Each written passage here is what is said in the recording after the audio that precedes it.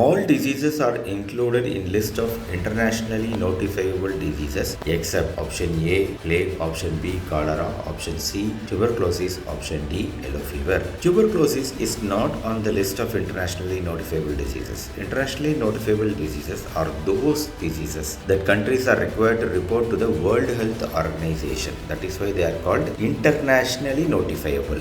WHO is an international organization. The rationale behind this is to monitor and manage potential global outbreaks. That is why in corona it is very important to first inform WHO first. While plague, cholera and yellow fever are traditionally considered internationally notifiable diseases due to their potential to cause global outbreak. So that's why always remember this mnemonic called CPY, which looks like a cry but it's not cry but CPY, cholera, plague, yellow fever. You can remember like this.